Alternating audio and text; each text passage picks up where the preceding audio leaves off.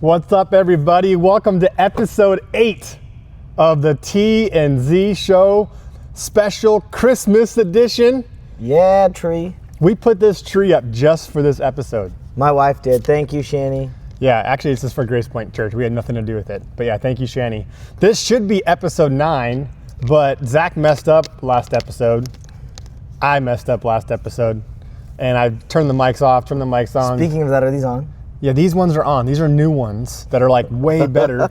And I'm super excited to be using them, even though you were making fun of my new toys before we started. So, Merry Christmas, you filthy animal. Dude, you can buy those shirts at Costco. Oh, really? They have sweaters. Oh, yeah, we saw someone wearing them. We're thinking about getting them for our kids. Okay, that's awesome. Dude, and it's a picture of All right. Well, hey, this is the Christmas edition of the T&Z Show, our first one. You know, like every show, they have like a Thanksgiving episode and like Christmas, and it's like a staple for their show, like Friends and even like other shows. Mm-hmm. This is gonna be us. This is like our staple Christmas episode. The Christmas episode, man, our first one ever. So with that being said, let's jump right into these Christmas questions that I have for you. Oh no! All right, let's do it. All right. And then I want to talk about Caitlin Clark because I do have something to talk about. But would you rather listen to Christmas music all year or never hear it again? Mr. K-Love. Okay, my rule is... That was awesome. Do we have a... We just lost power, now it's back. Was that a breaker or a power outage in the... Because that was just over. Anyways. Yeah. My rule used to be Thanksgiving night you could listen to Christmas music. Okay. But now, my rule with my family, because of how they are, is let's get through, once we hit November, we can decorate, we can sing. Okay. So, and I don't mind it, I enjoy it, but I don't know that I could do it all year round. Got it. So, my rule is November on, you're good. So I don't know that I could live without it, but I'd rather live without it completely than have it year round. Do you have a favorite Christmas jingle? And if you do, sing it for us. No, don't sing it for us. What's your favorite Christmas jingle? This is gonna get me in trouble, but Adam Sandler's the Hanukkah song. Let's go. Did you ever watch that movie? 8 Days of Christmas? Oh, 8 Crazy Nights? What's it called? Yeah. 8 Crazy Nights. Yeah, that was funny. All right, so on that same theme, Christmas movies. Jingle All the Way. Jingle All the Way with Arnold, right? Elf is a second now. Wow, that's But before Jingle All the Elf. Way, yeah. Okay. Did you ever watch Jingle All the Way 2 with Larry the Cable Guy? I wouldn't do it. Me neither. My daughter wanted to watch it the other night. I'm like, no. Where I grew up, I walked the streets of where a lot of that was filmed in Minneapolis. No way. A lot of that was in Minneapolis. So. Okay. Oh, is that the Mall of America? Is that the word? It's in like the Skyways I would have walked in when I was in college. I don't know if it actually hits the Mall of America though. Got it. That's a good movie though. So, a lot of 90s movies were shot, like Mighty Ducks. Yeah. Was shot like actually across the street from my college, and they rollerbladed through the Mall of America stores that I grew up shopping in. There you go. A lot of stuff is actually filmed over there. Have you ever been an extra? No. Man, dang. All right, back to Christmas movies. You mentioned kind of a timeline of what you'd prefer for your household. Mm-hmm. What about Christmas movies? When is it okay to start watching Christmas movies? Well, we rely on we use streaming services, right? So it's whenever they put them out. Oh, there you go. All right, we started before Christmas. We started like early November, and my dad was legitimately mad at me. He said that's not okay. But I said, Dad, we don't get to all of our movies. We don't have as much time as you do. He's retired. He gets to sit around and watch them all in December. We don't have that time. So we started in not January. Gosh, what? I think we've maybe got to sit, with how busy we've been, we've got to sit and watch like maybe 3. Okay. We started out on a good pace, and now we've slowed down now that it's actually December, which makes no sense. We'll hopefully get a lot over break. Yeah. The first part of break. Yeah. That makes sense. Yeah, that's kind of when you start knocking them out, right? Yeah. Christmas break. And I'm okay with Christmas things are okay until the New Year. So come New Year's. So I usually use, like I said, I've changed. Actually, no, I still don't. Once you get through October 31st, through, and then by January 1st, Christmas is done. Are you taking everything down before that, or is Shani? Be real. It'll be Shani. I can't. She does the yard work. I do the dishes. But when are you taking all that down? Are you doing it on the 1st, or are you doing it Before the 1st? It's going to be whenever we have time. There you go. Don't be that neighbor that has their lights up in March, like some of my neighbors. I'm calling you guys out. I'm calling my neighborhood out.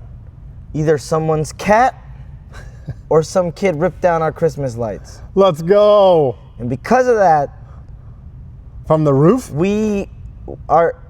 Yeah. Definitely wasn't a cat. No. We think it was a cat because of the where like the rips and stuff in the cords were. Looks like it got chewed, and part of it like was like in the road.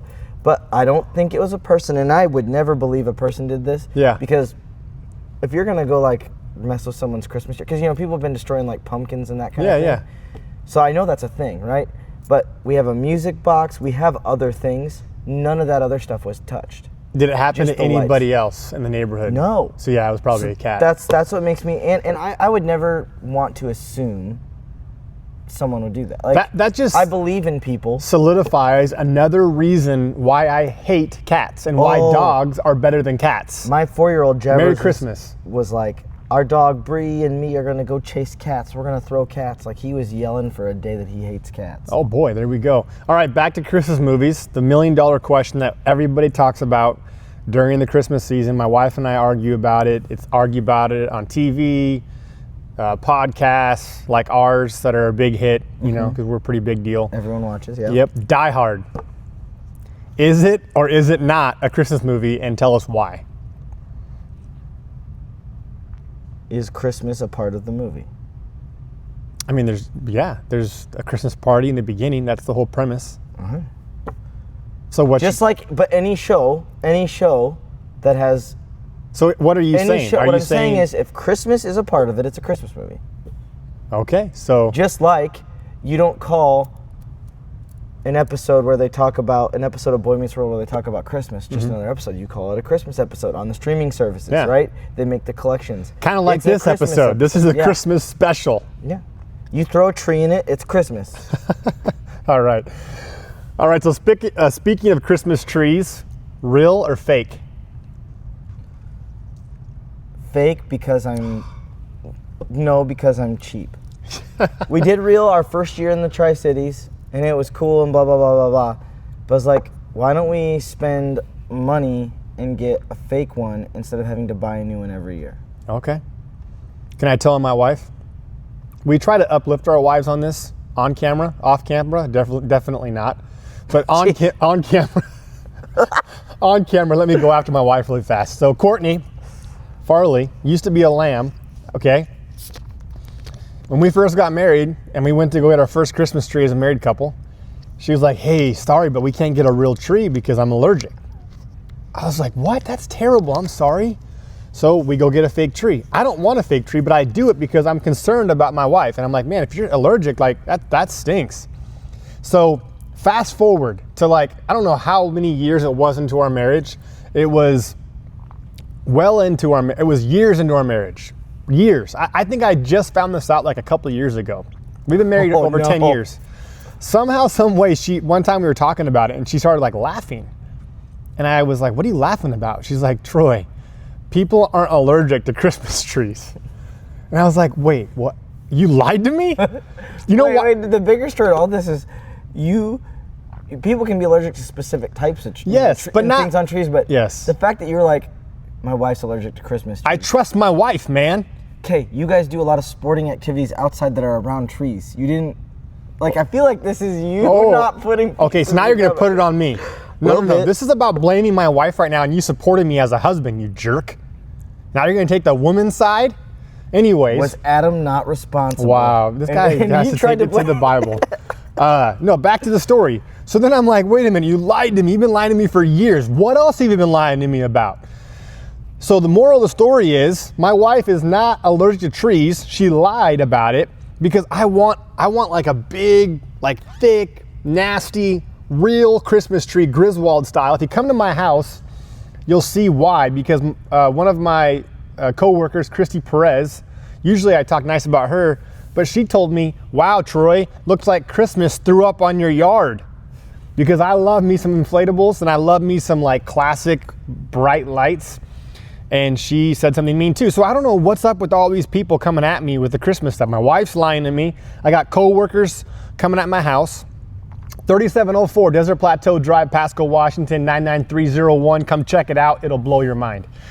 But yeah, so I don't... Dude, you're going to get even more people in trouble for telling everyone where you live. Oh, who cares? It's on Google. Anyways, so yeah, I want a real tree. So next year, I'm having a real tree in my house, and we'll talk about it at the next Christmas episode. Best Christmas gift you've ever received? All the way back to when you were a kid to now. You know, I remember being really pumped when I got a Michael Jordan jersey. Nice. LeBron's the GOAT, but yes. You're dumb. Two things we'll always talk about on this episode. Caitlin Clark, LeBron James. That one was really cool. And then... what color? What was the edition? White, red, black? It was the red. The red? It was the, the classic. It was when it was still champion. Yeah. Oh, champion. Yep. So that one. With the Bull starter jacket. Yeah. Anything I got that was Batman as a kid. I remember one year, my 16th year, I got a PSP and a phone for the same Christmas. Nice. The PSP. I forgot about the PSP. Dude. Okay. Yeah. So that, but now as a parent, I get more excited about like the kids. Like I could care less about getting stuff on Christmas. Unless you got an Xbox. I wasn't willing to wait till Christmas for that. Which he got, by the way. We talked about that. Wait. No one's.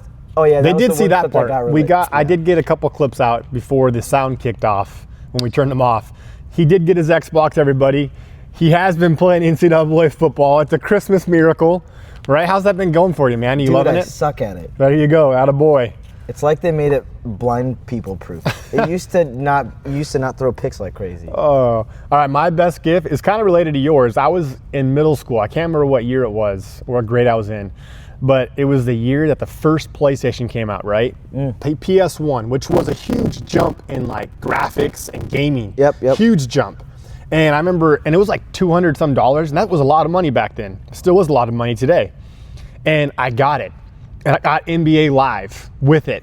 And I remember, I'll never forget that Christmas because I went and put it at the disc in, closed the PlayStation, pushed power on, went to play, and then guess what the screen told me?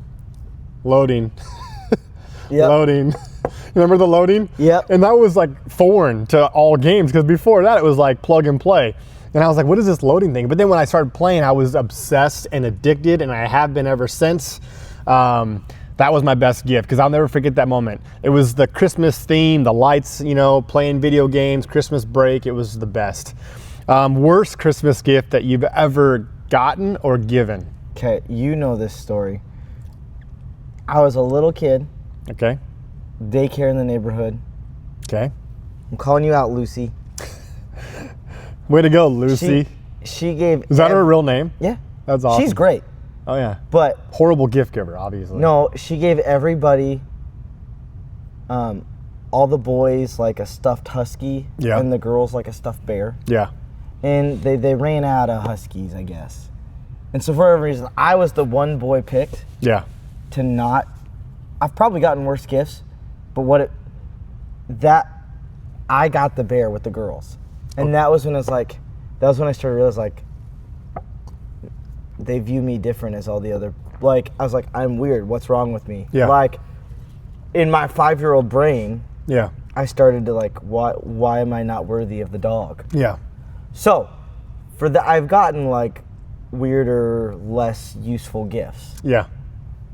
But that one, just because of how it killed my confidence at 5. Yeah. 5 years old. And, she'd probably be like, oh, I felt you'd be the one that could handle it. Probably is what they would say now, but I couldn't handle it. Way to go, Lucy. I'm 35, almost 35, and I still remember that. Come on. You want to hear mine? I'm going to call up my stepmom on this one. And some of my family might see this and not like it, but that's okay. I don't care. When I was going into it was 8th grade year, so I was 14 or 15 years old, around there. Mm-hmm. When you're 14 years old, you're still like like you still love Christmas, right? Like you're trying to, I mean, it's a big deal still. I'm not, 21, 22. I will never forget this moment. I opened my Christmas gift from my dad and my stepmom, and it was a book, which is cool. I love books. I love to read. Still love to read, right? But this book was called Dating and Waiting. Okay, it could have been like worse, like My Body Is Changing Why or something. No, that would have been better. Do you not hear what I said? Dating and waiting. Okay, do the math. Yep. I remember, I'll never forget that moment. I was like, what the bleep is this? Okay? Hold on, I'm not to interrupt you. I think there's one that I know someone that got that was maybe worse. What was that? My boys one year, before I was in the picture, received instant mashed potatoes as a Christmas gift. Hey man, sometimes you're on a budget, right? And hey, who doesn't love some instant mashed potatoes? I would have taken that over dating and waiting, right? Because that was the worst gift I have ever gotten. And now you worst pass gift, that book on though. I will never ever do that to my kids for a Christmas gift. On Christmas morning, in front of family. Hey, what'd you get? Dating and waiting. All right. We got to transition away from Christmas. We usually talk sports. We'll do a little bit of that, and then we'll call it a wrap for today. Caitlin Clark, man, I got to mention something. Why? What? It's the off season. All the other people realized they were wrong about her. It's college football. We have bigger discussions right now. We'll get to that. But no, I want to mention Caitlin Clark, though. Okay. I know it's the off season. Everything you said's true. But I saw something recently. It was a map of the most searched / watched athlete for the WNBA in each state. Caitlin Clark was the number one in every single state, I believe, except 2. And then on top of that, Colin Cowherd and I think it was Nick Wright brought up a good point about the future of the NBA and the future of the WNBA. Is there anybody more popular right now / compelling / needle mover, influencer, however you want to say it? I don't think so. No, check this out. Under the age of 30 than Caitlin Clark in the NBA, or up and coming. No, because once LeBron's gone. Yes. And I guess you could argue Steph Curry. But he's 36, man. That's what I'm saying. There isn't under the age of 30. There's no next. Caitlin Clark. And I don't care what anyone says. The WNBA, they've had good players. Oh, great for sure. Players. Yeah, they have never had a star like her. So don't say someone else has done it first. No one's done it to her level. No one's done it. No. Period. Yeah. It's not mean. It is fact. Yep. People watch her. They didn't watch the other people. No, so I wanted to throw that in there. There are no under 30, and then that stat that I saw in ratings and searches. All right, so let's talk a little bit about college football, because that's kind of front and center right now. Yeah, it is. Who do you got in the playoffs? The playoffs have been released. Everyone has their opinions about it. I have my opinions about it. I'll share them. But first off, let's share who do you got based off who's in. I don't know. You don't know? There's not a if Carson Beck is if terrible. Beck is. Did you not watch him this year? Yeah, but if he's 75%, he's done, dude. He's not playing. He's out. He's done. That's not the reports I've been hearing. But here's the thing though. So you got Georgia. As flawed as Georgia is. Just give me a team, man. Dude, I'm trying to think. Just give me a team. Zip it.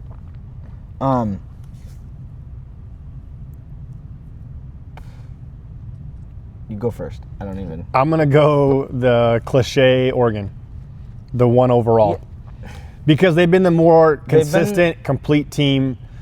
They started out kind of slow, obviously the first few weeks, but then now they've been on a tear. But now their non-conference looks better because that close win against Boise State really doesn't look that bad. Don't say those words in front of me right now, because I'm about to go off on them here in a second. But anyways, I said Oregon. Who do you got? Which again is not much of a stretch. I mean, they're the number one team overall. So it'd be Oregon, or one of the SEC teams would find a way to win. All right. I think just because of the size. Yep. The size of the front up front. All right. But all teams are so flawed this year. Totally. And it's parity. NIL, transfer portal. Teams aren't deep like they used to be because why would I sit when I can go play somewhere instead? For sure. Now share with us your thoughts on teams that are in / left out and the seeding and all of that. The seeding, the system, there's a flaw. It should not be the top 4 spots should go to the top 4 teams regardless of conference championship. Now, your conference championship game, if you win that, should get you in. But like, honestly, if I'm Arizona State, I'm rather playing a game in Tempe than going to a bowl game far away from my first round. Like, well, aren't they? They get a home game, don't they? Oh, they get a bye. They have the bye. They have a bye. But that's the thing. Like, Texas should have a bye before Arizona State does. Like, the top 4 teams should get the byes, but next year there'll be 12 teams again, and then we're going to go to 14 or 16 right after that. Like, it's not going to last long. Yeah. So now they said they would not penalize people for the conference championship. Which is crazy. No, I believe in, because you either, if you're going to make teams play it, if teams are going to play that's what they got to figure out. Because they earned it, right? Yeah. So, and SMU's coach said it perfectly. Because he lost, but yeah. He said it because he lost, but yeah, go ahead. No, he was saying it before. Because they knew in preparation of losing to get into the playoffs. Okay, listen. That's why he said, but yeah, go ahead.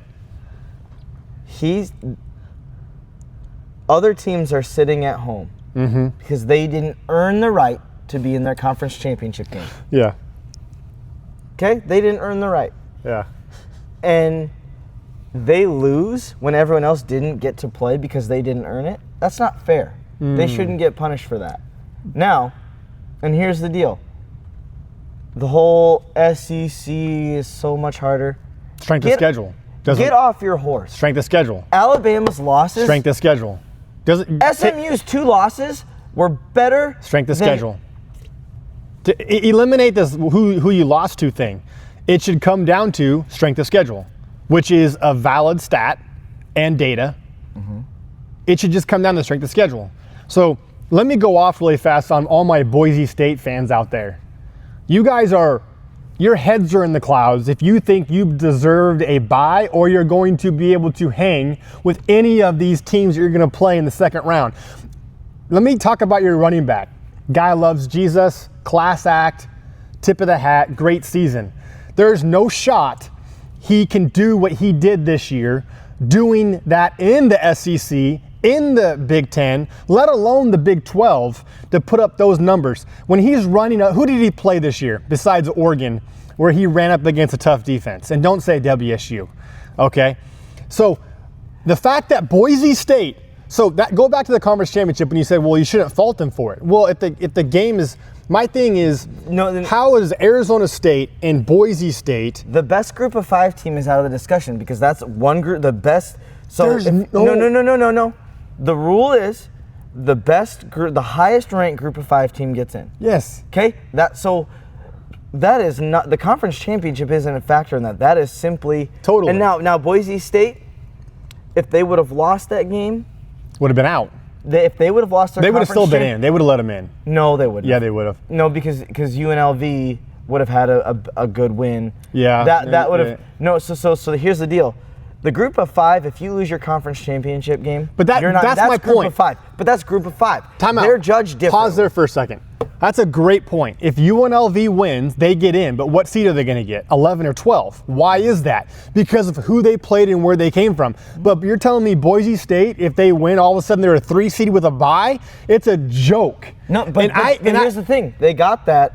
That happened because of how flawed the Big 12 and the ACC were. Flawed? You put Boise State up against Clemson, SMU, Colorado. Who won the Big 12? That's it. Arizona State. Let's look at this. Just wait till the second. I can't wait for that first game. The Big 12. I could be told. Boise State would probably win 7 games. Okay? Exactly. But ACC. ACC. No. They would have had the 2 losses like everyone else. Go look at how many guys will get drafted from the ACC versus the Mountain West. There's your answer right there. There's your answer right there. I can't. If I'm wrong, why is no one complaining then that 2-loss Miami got left out? Because they didn't deserve it because the ACC wasn't that good. I agree with that. But Miami deserved to be in over some of these teams that are in currently. I will come on here and own it if I'm wrong. But here's my prediction. Boise State, I'm not even looking at the bracket right now. Let me look at the bracket really fast. Because that's another thing. They shouldn't be grouped by already seeded. They should be like the NFL where they seed after the first round because the bracket's already set for who's playing who in the second round.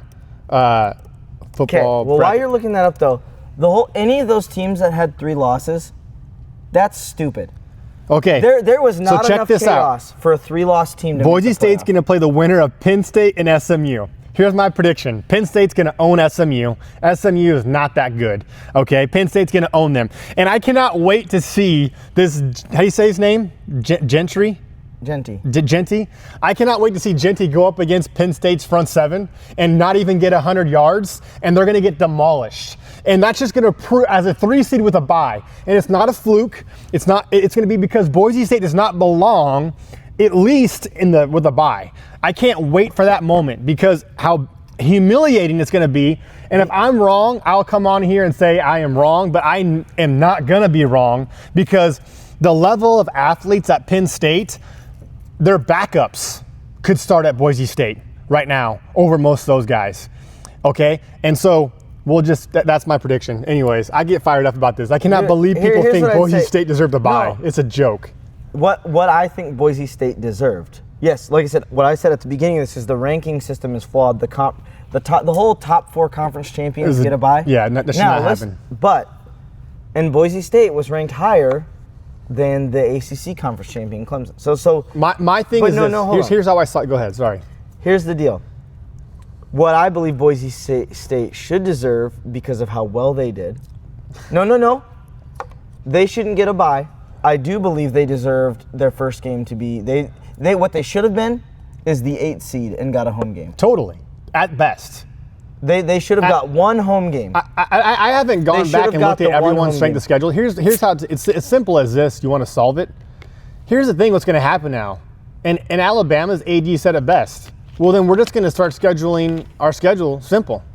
If you're not going to value strength of schedule, Alabama and the SEC need to shut up. Their league. Oh my gosh! This was not a year for them to fight. Okay, their time out. Was not what it has been for the first part. Pause. Second of all, pause that thought for a second. Wait till the NFL draft and come tell me that. Let's go see what conference has the most. It does matter. It's the best players get drafted, Zach. This is about the teams. The best players make up the best, most complete teams. You coach, right? You've coached. I mean, kinda. Like I coached 4 and 5-year-old boys on here Monday nights. You coach, okay?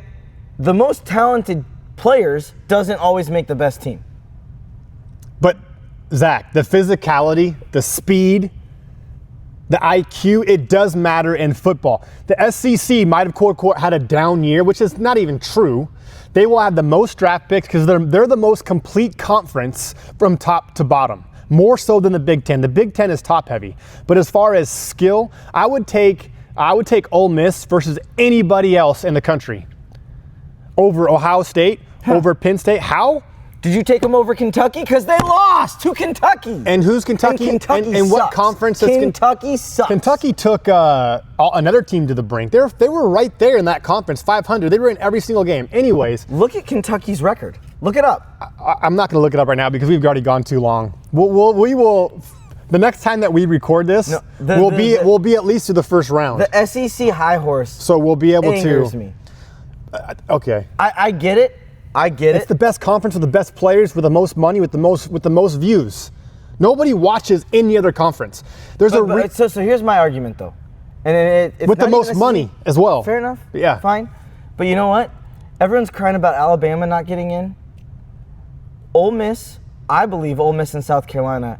I would agree. One of those 3 teams. No, check this out. Check this out. Alabama. Here is my argument. You want the best 12 teams? I get it.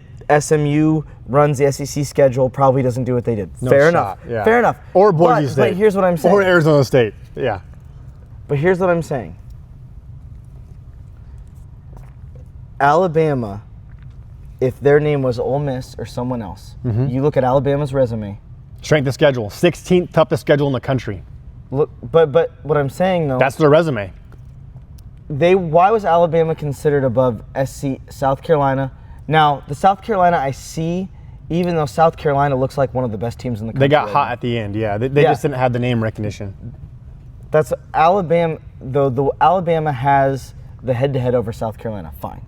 And they started higher ranked at the beginning of the year. That does help too. Yes, but what I'm saying is, Alabama was considered as tightly as they were.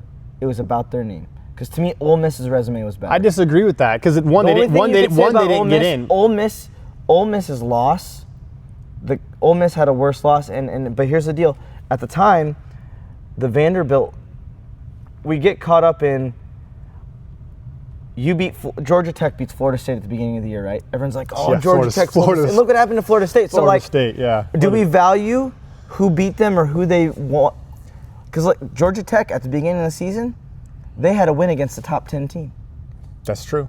But at the end of the season, but at the end of the season they weren't. So I'm saying is, which they factored that in. Who we beat or who we lose to, does it matter where they were when we played them or where they were at the end of the season? Because Vanderbilt, absolutely, dude. And guess what? And guess what? Guess what data tells that story for you? Strength of schedule. The strength of schedule factors in not rankings at the beginning of the year or the end of the year. It factors in the entire season of where you started and how you finished. The strength of schedule data is the best data to go off of for this playoff system. Fair enough. Here's the solution. Here's the solution. NIT. I sent you that graphic that person put up. That'd be fun. Dude, the NIT. But it wouldn't even be full NIT because that's like 69th ranked team through 70 something, right? This would be this would still that's get basketball terms. I know, but this would still get you the top 20 teams. Okay, listen to this and then we got to finish up. Listen to this NIT if they would have done it this year. Okay, you have UNLV as the 12 versus Ole Miss the 5. That's a great game. Syracuse, another team that came on strong, versus Missouri as the 8-9. Army versus Iowa State. Again, two great teams. South Carolina and Colorado. Okay, the byes were Alabama, Illinois, Miami, and BYU. Who wouldn't want to watch that? I almost want to watch that bracket more than the actual playoff bracket when I saw that. Okay, I'm going to say this one last thing. The whole strength of schedule, I get it. But here's the thing. The SEC, and as a soccer fan, everyone trying to do that whole Super League You just lost thing. all credibility with the soccer fan thing. No, but here's the thing. People didn't want, in the end, the Super League wasn't good for the sport as a whole. The SEC, by going and taking Texas, taking Oklahoma. Well, they didn't take them, but yeah. But here's what I'm saying. It's not like they were forced. The SEC, they made a choice. Were the best. They cannibalized themselves by making their league too good. Let's spread the talent out regionally. Well, because you know where it's going, right? They're thinking long term, right? They're going to break off and do their own league kind of thing with the Big Ten. It's going to become the AFC and the NFC. That's why they did that. Now, you kind of just proved the point. Why did Texas say yes to the SEC, Zach? Why did they want to get out of money and what else? Credibility. Yeah. It gave them more credibility because they're playing tougher opponents week in and week out. NFL type recruiting as well. So it just proves that that's why the SEC is, people can say what they want. It's the best conference. I'm a West Coast guy, and I'm saying that. No, I'm not saying it's not, but there's a reason why teams are flocking to the Big Ten and the SEC because of the top two conferences, and that's going to become. I come from Big Ten country, and Big Ten, I would Iowa. argue, let's go. Where's Iowa on this, by the way? I see Iowa State, but where's Iowa? Well, we're going to go lose to Missouri in some bowl in Tennessee or something. I'm out of coffee, so we're out of time. Actually, I got to ask you one serious question. I'm going to make a random pick, and I'm going to say this. Oh, let's go. Tennessee. Oh, that's a good pick, dude. They play Ohio State. I want them to beat Ohio State so bad. I hate Ohio State. Oh, yeah. That's the last thing we're going to say because that's a good way to end. Yeah. Hey, before we go, I do got to circle back to Christmas because this is our Christmas episode. That was a fun banter. I like getting fired up with you. Yeah. I never want to leave an episode, whether somebody sees this 20 years from now or if they even make it to the end. This will probably be clipped. But tell them, like, what the meaning of Christmas, like, what does it mean to you? And why does it mean so much for There goes the coffee cup. Ooh. Lucky there's no coffee in there. But like, tell us why like Christmas is so special. Well, in like a 2-minute. Not to be simple, it's about Jesus. Yep. Humanity was created, right? We were loved by God, image of God. Mm-hmm. The first humans chose sin. Mm-hmm. We are separated from God. Mm-hmm. Jesus is the sign of the restoration. Mm-hmm. Okay, so the start, which we believe as a part of the Trinity, Jesus was there from the beginning. Yep. But Jesus coming to earth was our sign of, here's the Savior, here's the atonement, here's sanctification, here's restoration, here's all of it. Mm-hmm. And so Jesus is humanity's hope. Yeah. So, and it's so easy for us to get caught up in that stuff. And I as a parent love watching my kids open Christmas. Like, I was a sucker and selfish at Christmas as a kid, mm-hmm. but I am so pumped watching my kids. And shout out to my wife, because I'm all about like, we need to get our kids this, and this. She's like, no, we'll get them stuff, but like, let's not lose what Christmas is. Yeah. And my wife is really good at keeping the reins in and me on that, because we commercialize Christmas, and I'm not saying that stuff isn't fun. I love that my kids get excited about that time of year. I see your wife's elf on the shelf. Yeah. But what's your guys' elf's name? Not to interrupt, sorry. Do you have a name? Ale. Oh, nice.